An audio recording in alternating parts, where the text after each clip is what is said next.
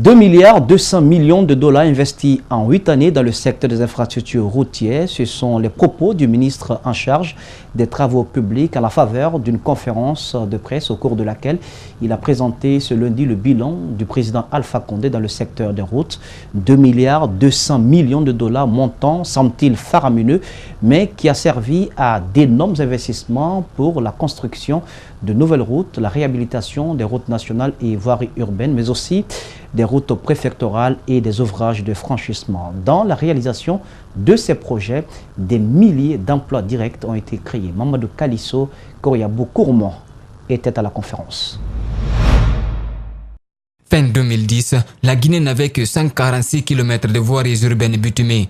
Et sur les 2377 km de routes nationales, plus de 81% étaient en mauvais état. Sachant que le trafic routier à l'intérieur du pays couvre 90%, les nouvelles autorités ont engagé de nouvelles réformes dans le secteur. C'est ainsi, entre 2011 à nos jours, 2,2 milliards de dollars américains ont été investis.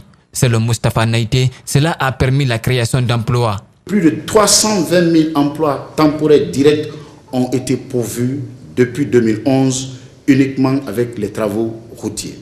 Ce chiffre est forcément en deçà de la réalité économique engendrée par la politique des grands travaux lorsqu'on sait que sur le long des axes objets des travaux se développe une économie locale de chantier.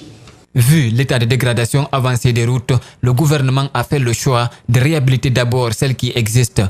Des critères ont été établis pour sélectionner les axes à réhabiliter ou reconstruire. Ces critères portent sur l'importance de la route, sur l'économie, la densité de la circulation, mais aussi le degré de dégradation. Avec ces critères, nous avons réhabilité et ou reconstruit où les travaux sont encore en cours ou vont démarrer pour certains plus de 2000 km de routes nationales. Selon le ministre des Travaux publics, de 2011 à nos jours, en comptant les travaux en cours ou à démarrer, c'est 1236 km de routes nationales bitumées et 2366 km de routes réhabilitées, 5215 km de routes préfectorales, 3216 mètres linéaires de ponts, entre autres. Grâce à ces projets, le taux de dégradation est passé de 81% en 2010 à près de 21% en avril 2018. Ce taux va logiquement baisser une fois que les travaux qui sont en cours vont prendre fin. On retient également l'augmentation substantielle du bitumage de nos voiries urbaines et la construction d'ouvrages de franchissement, sans compter la reprise effective et sérieuse des travaux d'entretien courants et périodiques de nos routes, toutes catégories confondues. Vous constaterez que c'est 540 km de routes bitumées. La Guinée ne peut plus financer la construction des infrastructures routières. Pour bénéficier des financements extérieurs, il faut un système judiciaire fiable, une stabilité sociopolitique, souligne Moustapha Naïté. Ailleurs, ce sont de grands groupes privés de BTP qui financent, construisent et gèrent les grands projets lorsque les bons indicateurs macro et les préalables cités existent.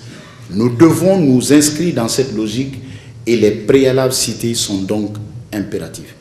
La Troisième République compte également construire les routes interrégionales pour désenclaver le pays, développer le commerce et faciliter la mobilité des citoyens. Mais en dépit de cet investissement massif dans le secteur, tout n'est pas rose sur le terrain, malgré les efforts fournis par le ministère des Travaux publics dans la réhabilitation des routes. Dans la capitale, des réalisations sont en train d'être faites, même si à l'intérieur du pays, le mauvais état des voiries se pose avec acuité. Malik Sangiana Kamara et Brahmasori Kamara ont rencontré un expert du domaine. Les travaux d'urgence entamés par le ministre Naïté ont considérablement amélioré la circulation routière à Conakry. Bien avant, ces voiries urbaines étaient presque toutes impraticables. Sur la qualité des travaux réalisés, ce spécialiste en pont et chaussée n'a aucun doute. Ce qui est en train de faire, en tant que technicien, j'avoue que vraiment le rythme est bon, l'allure est bonne. Moi j'apprécie particulièrement le fait que sur certaines routes qu'on avait l'habitude de ne pas du tout considérer comme étant en mauvais état, parce que relativement praticable. Je voudrais parler des routes revêtues. Actuellement, on fait ce qu'on appelle le resurfaçage. Habitué des routes guinéennes, Bala Moussa Konaté porte par ailleurs un regard critique sur celle de l'intérieur du pays. Pour lui, beaucoup d'efforts sont fournis par le gouvernement, mais il reste beaucoup à faire. La route la plus importante aujourd'hui en Guinée, c'est la nationale numéro 1, entre Koya et Daboula. Heureusement qu'il y a un projet qui est déjà là-dessus pour sa reconstruction. C'est vraiment venu au bon moment parce que la sollicitation est si élevée que même ce qui a été fait comme semi-réhabilitation il y a un peu plus d'1 an, la dégradation commence. L'agrandissement des ronds-points et carrefours sont en cours dans la capitale. Pour cet ingénieur, cela est une bonne chose qui facilitera la fluidité de la circulation. Plus l'intersection est grande, plus beaucoup de véhicules peuvent faire la mobilité en même temps. Quand le carrefour est exigu, cela est un facteur bloquant déjà, renforce l'embouteillage. L'occupation anarchique des voiries, des surcharges, les mauvaises habitudes des usagers sont entre autres des pratiques qui réduisent la durée de vie de nos routes, rappelle le spécialiste.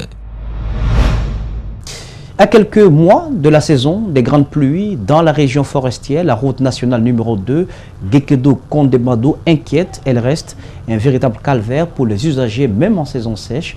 Pourtant, le financement de cette route est assuré par le fonds cohésien.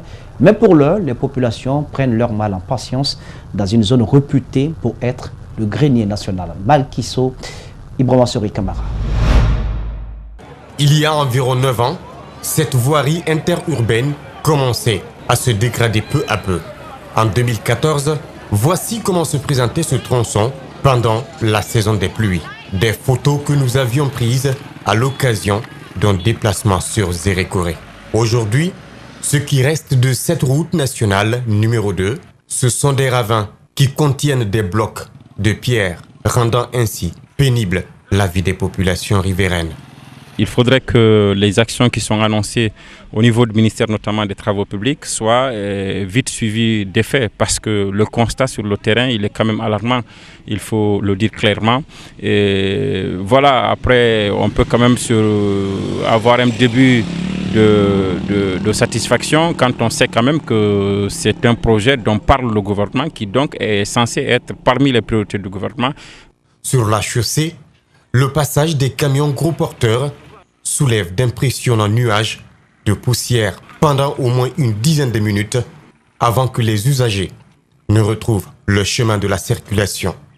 Entre les annonces qui sont faites et cette priorité qui est dite et les réalités sur le terrain, il y a quand même un paradoxe. Et c'est pourquoi le ministère des Travaux publics devrait rapidement solutionner, si on peut le dire ainsi, cette question de la route de Kondemado parce que c'est un réel calvaire, c'est une difficulté ici pour les usagers et lorsque la saison pluvieuse va nous trouver dans cette situation.